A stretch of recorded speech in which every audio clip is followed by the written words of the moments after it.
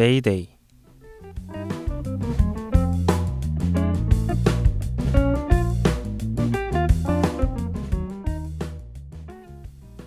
안녕하세요 하고 여러분, 항공사고에 대해 다루는 항공방송 메이데이의 진행을 맡은 이헌재입니다. 지난주 방송에서는 미사일에 피격당했는데도 불구하고 조종사의 능력으로 대참사를 막은 대한항공 902편 격추 사건에 대해 다루었는데요. 이번 주에도 조종사의 능력으로 피해를 줄인 사건에 대해 알아보겠습니다.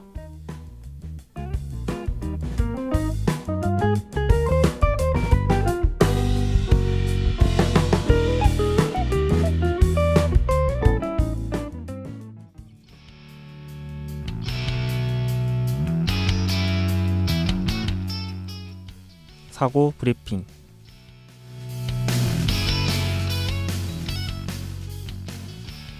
첫 번째 코너 사고 브리핑에선 비행기가 이륙해서 사고가 나기까지의 과정을 설명드릴 텐데요.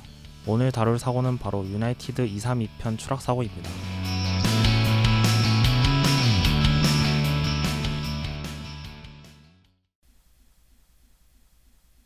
(1989년 7월 19일) 유나이티드 232편 DC-10 여객기가 오후 2시 9분 미국 콜로라도주에 위치한 덴버 국제공항을 이륙하여 시카고를 경유하고 펜실베니아에 위치한 필라델피아 국제공항으로 향하는 비행을 시작하였습니다. 해당 항공기는 맥도널드 더글라스사의 DC-10 여객기로 1971년 유나이티드 항공에 인도되었으며 사고 당시 43,301시간의 비행시간을 기록하였습니다. 해당 항공기는 제너럴 일렉트릭사에서 생산된 CF6 엔진을 좌우 날개에 1개씩, 수직 미익 아래에 1개, 총 3개의 엔진을 장착하였습니다. DC-10 여객기는 3개의 엔진 중 하나에 의해 구동되는 3개의 독립적인 유압 시스템을 사용하여 항공기의 비행 제어를 담당하였습니다. 유나이티드 항공 232편의 헤인즈 기장은 총 29,967시간의 비행시간을 가지고 있었고 7,190시간의 DC-10 비행시간을 가지고 있었습니다. 부기장의 레코드는 총 2만 시간의 비행시간을 가졌으며 665시간의 DC-10 비행시간을 가지고 있었습니다. 오후 3시 16분 유나이티드 항공 232편은 37,000피트 상공을 날고 있었는데 우선내를 하는 동안 갑자기 동체 뒤쪽에서 충격이 발생하였습니다. 충격이 발생하고 자동 조종 장치는 꺼졌습니다. 부기장은 즉시 조종관을 잡았고 기장인 헤인즈는 수직 미익 밑에 위치한 2번 엔진을 확인하였습니다. 기장은 스로틀과 연료 공급 제어가 막힌 것을 확인하였고 항공 엔지니어의 제안에 따라 2번 엔진의 연료를 차단하였습니다. 하지만 더 큰 문제는 조종관을 움직여도 반응하지 않는다는 것이었습니다. 기장과 부기장 모두 조종관을 움직여 충격 후 오른쪽으로 기울어진 기체를 수평으로 맞추려고 하였지만 기체는 반응하지 않았습니다. 조종사는 항공기가 뒤집힐 수도 있다고 생각해서 왼쪽 엔진을 아이들 상태로 오른쪽 엔진의 출력을 최대로 올려 수평을 이루도록 하였습니다. 기장과 부기장이 고장난 엔진에 대해 엔진 셧다운 체크리스트를 수행하는 동안 항공 엔지니어는 3가지 유압 시스템의 게이지가 모두 0인 것을 확인하였습니다. 항공 엔지니어는 유압 펌프에 전원을 공급하기 위해 비상시에 사용하는 프로펠러 구동 발전기를 작동시켰지만 유압은 돌아오지 않았습니다. 당시 23,000시간의 비행시간을 가진 유나이티드 조종사인 피츠가 승객 중 한 명이었는데 승무원의 요청으로 그는 이 상황을 돕기 위해 조종실로 향했습니다. 또한 운이 좋게도 피치는 유압 상실로 인해 추락한 일본항공 123편 추락사고에 대해 추력만으로 비행하는 방법에 대해 배우고 있었습니다. 좌우 엔진의 출력을 서로 다르게 하면 방향을 바꿀 수 있고 양쪽 엔진의 출력을 동시에 높이면 속도가 빨라져 기체에 가해지는 양력이 증가해 고도를 증가시킬 수 있다는 것을 이용하여 조종사들은 근처에 있는 아이오와주 수시티 공항으로 비행을 해 나갔습니다.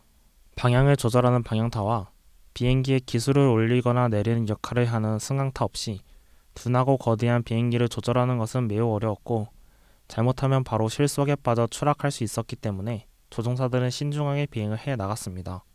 엔진의 추력만을 이용하여 방향과 고도를 조절하는 사투 끝에 결국 아이오와주 수시티 공항에 다다랐지만 항공기 제어의 어려움으로 활주로 정렬이 거의 불가능했습니다. 착륙 예정지에는 소방차들이 배치되었고 공항의 모든 비행기는 대피한 상태였습니다. 피치는 엔진 추력을 조정하여 착륙을 위해 항공기의 하강을 계속 이어나갔습니다. 유압이 없었기에 플랩을 펼칠 수 없었고 플랩이 최소 속도와 하강 속도를 조절할 수 있었기 때문에 조종사들은 최소 속도와 하강 속도를 제어할 수 없었습니다. 해당 공항의 정상 착륙 속도는 260km이지만 232편의 착륙 당시 속도는 2배에 달하는 410km였습니다. 피치는 착륙 직전 하강률이 높은 것을 발견하고 이를 완화시키기 위해 스로틀을 최대로 밀었지만 엔진이 반응한 시간은 부족하였습니다. 오른쪽 날개 끝이 활주로에 부딪혔고 그로 인해 날개에 들어있는 연료가 누설되어 불이 붙었습니다. 충격으로 인해 꼬리 부분이 떨어져 나갔고 동체는 크게 4조각으로 나뉘어졌습니다.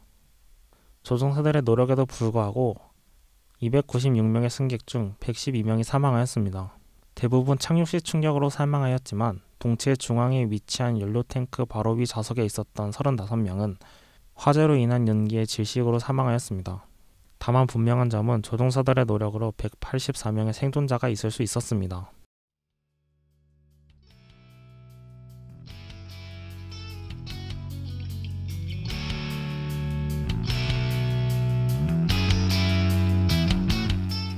유나이티드 항공 232편의 유압이 모두 상실된 원인은 무엇이었을까요? 두 번째 코너에서 원인에 대해 알아보겠습니다.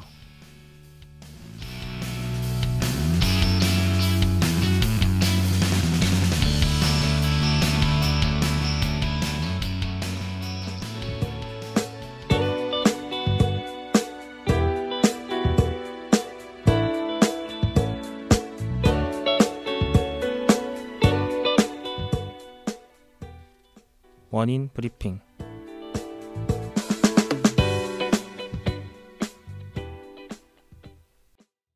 NTSB에 따르면 사고의 원인이 인적 요인에 대한 부적절한 고려와 유나이티드 항공의 엔진 정밀 검사 시설의 검사 및 품질 관리 절차의 부족이라고 판단하였습니다. 사고 후 잔해를 수거하여 검사했는데 이번 엔진의 팬 블레이드의 피로로 인한 파괴가 확인되었습니다.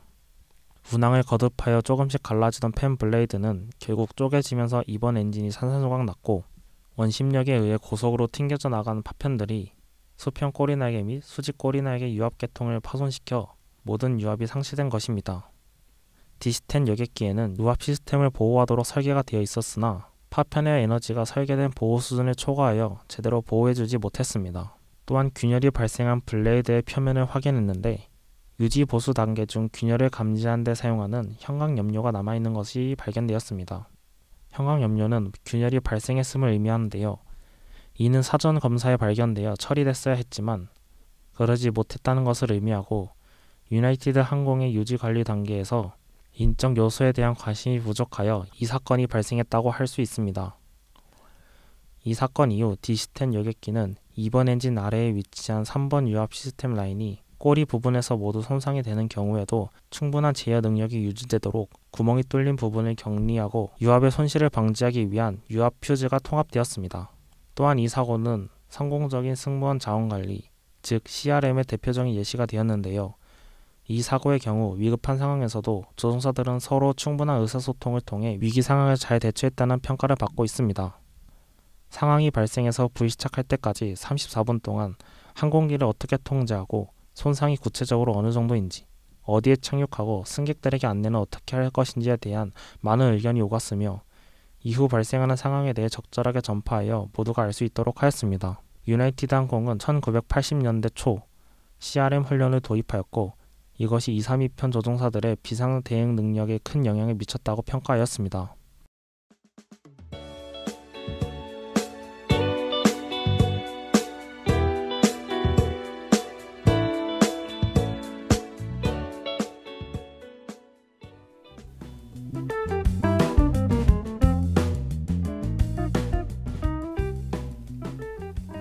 지금까지 들으신 메이데이, 제작 및 진행의 이현재, 기술의 고유진이었습니다. 감사합니다.